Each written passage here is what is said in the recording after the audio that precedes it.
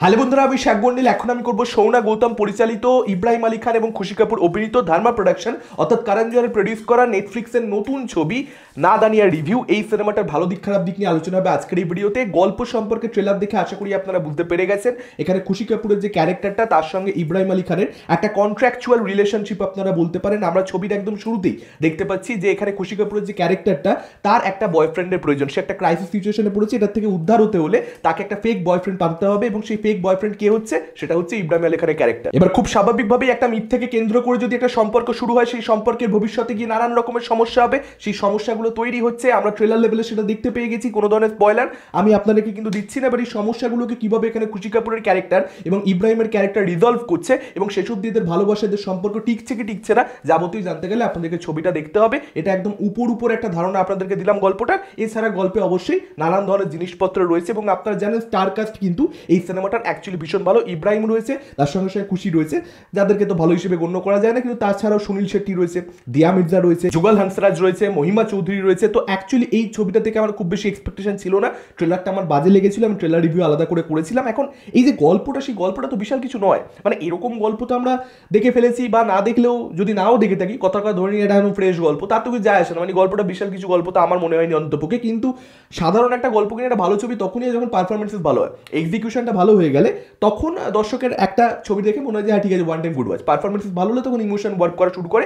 এই ছবির মধ্যে ইমোশনটা, মানে পরিচালক একদম প্রথমবারের জন্য ছবি বানিয়েছে, তিনি একজন ডেবিউটেন্ট ডিরেক্টর, সেটা ছবিটা দেখলে পরিষ্কার বুঝতে পারা যাচ্ছে। ইমোশন তিনি ওয়ার্ক করাতে পারেননি, সেটা তার যেরকম অক্ষমতা, তার সঙ্গে সঙ্গে ইব্রাহিম এবং খুশি কাপুর দুজনে যেহেতু অভিনেতা অভিনেত্রী ভালো নয়, দুজনের মধ্যে যেহেতু কেমিস্ট্রিটা তৈরি হয়নি, মানে কোনো জায়গাতে ছবিতে একদম ছবি শুরু থেকে শেষ হয়ে গেল, চুমু ফুমু খেয়ে ফেলছে, তার পরবর্তীতেও আমরা কিন্তু কোথাও ওদের প্রেমটা ফিলই করতে পারছি না, কোনো পয়েন্টে নয়।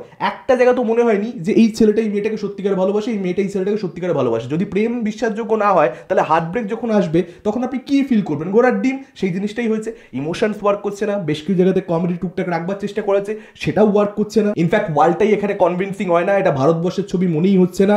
আপনারা যদি দেখেন যে স্কুলটা এখানে দেখানো হচ্ছে বা সেখানে যেরকম ছেলে মেয়েদেরকে দেখানো হচ্ছে, সেটা একদম দেখলে পরিষ্কার বুঝতে পারা যাচ্ছে যেটা সেক্স এডুকেশন দেখে বানানো। নেটফ্লিক্সের সিরিজ আপনারা অনেকেই দেখেছেন, খুব জনপ্রিয়। এছাড়া 13 রিজনস ওয়াই রয়েছে, সেটাও খুব জনপ্রিয় হয়েছিল একটা সময়, পরবর্তীতে দেরিয়ে গেছে, সেটা আলাদা ব্যাপার। আমার এই প্রত্যেকটা সিরিজ দেখা, আপনারা যারা দেখেছেন বুঝতে পারবেন এই ছবিটা দেখলে একদম দেখে দেখে বানানো, একদম পুরো ওইগুলো দেখে যে ঠিক আছে ভাই, আমাদের একটা ওগুলো বাইরের দর্শক দেখছে এবং ভারতবর্ষের প্রচুর দর্শক সেক্স এডুকেশন দেখছে, তাহলে মেবি একটা অডিয়েন্স তৈরি রয়েছে, তাদেরকে কেটার করব, এরকম একটা ভাবনা চিন্তা নিয়ে একটা এমন বড় লোকদের গল্প বলা এবং সেই বড় লোকদের এমন একটা প্রেজেন্টেশন যেটা রিয়েলিটিতে এক্সিস্ট করে না। মানে বড় লোক প্রচুর বড় লোক হতে পারে, কিন্তু তার মানে এই ছবিতে যেটা দেখানো হচ্ছে ভাই, কালচারাল যে ডিফারেন্স সেটা চিরকাল থেকে যাবেই। ভারতবর্ষের বড় লোক আর আমেরিকার বাচ্চা কাচ্চা এক হয়ে যায় না কখনো। একটা বিদেশি ছবি যেখানে ভারতবর্ষের অ্যাক্টর অ্যাক্ট্রেসরা কাজ করছে, দ্যাটস ইট। মানে এই সিনেমাটার মধ্যে অ্যাকচুয়ালি কিন্তু আপনারা কুচকুচ হতা হে, স্টুডেন্ট অফ দ্য ইয়ার, মানে কুচকুচ হতা হেতে অর্চনা সিং এর যে ক্যারেক্টারটা ছিল, সেই ক্যারেক্টারটাকে তো একদম ফিরিয়ে আনা হয়েছে, একদম সেম নাম দিয়ে ফিরিয়ে আনা হয়েছে।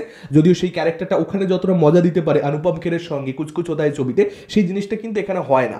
এবং এই ছবিটার মধ্যে সাইফ আলী খানের পুত্রের, মানে ইব্রাহিমের যে ক্যারেক্টারটা, সেই ক্যারেক্টারটার অ্যাকচুয়ালি যে ক্রাইসিসটা, যেটা মানে আমি একদম উপর বলছি যে ক্যারেক্টারটা খুবই আর কি পড়াশোনায় ভালো এবং প্রচণ্ড বেশি সিরিয়াস, প্রচণ্ড ডেডিকেটেড এবং প্রচণ্ড প্ল্যানিং রয়েছে সব কিছু সম্পর্কে, লাইফ সম্পর্কে।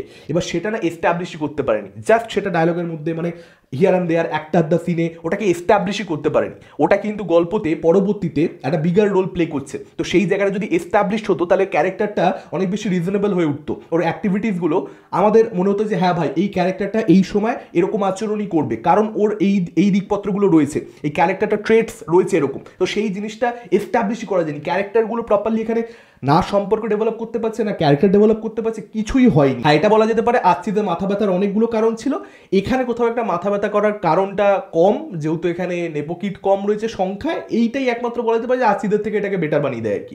কিছু মোমেন্টস এখানে হেয়ার অ্যান্ড দেয়ার কিছু মোমেন্টস ওয়ার্ক করে যাচ্ছে, একটা আধটা।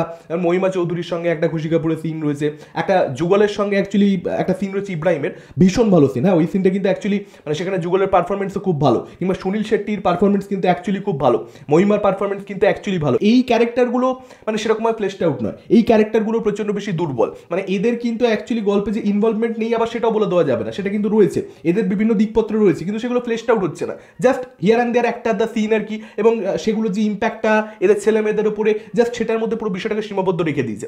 এত বড় বড় তুমি অ্যাক্টার নিয়েছো, এরকম স্টার কাস্ট তোমার, তো সেই ক্যারেক্টারগুলোর মধ্যে মেটেরিয়াল দাও, তাহলে ছবিটা কি হবে, আরেকটু তো বড় হবে মেবি, সেটাকে তো অ্যালাউ করতে হবে। আদার্স যে কাউকে কাস্ট করে দাও, এত ছোট ছোট চরিত্রে এত বড় বড় অ্যাক্টার্স, তাদেরকে একটা প্রপার রোল না দেওয়া, এই জিনিসগুলো কখনোই আমার সত্যি বলতে খুব একটা পছন্দ হয় না। যাই হোক, এখানে অভিনেতারাও করেছে, তাদেরও ডেফিনেটলি এইটুকু রোল করে তারাও খুশি, তো সেখানে বলবার কিছু নেই। তবে ওভারঅলের ছবিটা একেবারেই দাঁড়ায়নি, মানে কোথাও কিছু ফিল করাতে পারে না, একদম একদম ব্ল্যাঙ্ক একটা সিনেমা হয়েছে। আপনাদের কি মতামত, যারা ছবিটা দেখেছেন ডেফিনেটলি আমাদের কমেন্ট করে জানাতে পারেন। এই ভিডিওটা ভালো লাগলে লাইক করতে পারেন, শেয়ার করতে পারেন, আমাদের চ্যানেল নতুন হলে চ্যানেলটাকে অবশ্যই সাবস্ক্রাইব করতে পারেন। আজকের মতন টাটা, চোখ রাখুন পরবর্তী ভিডিওতে।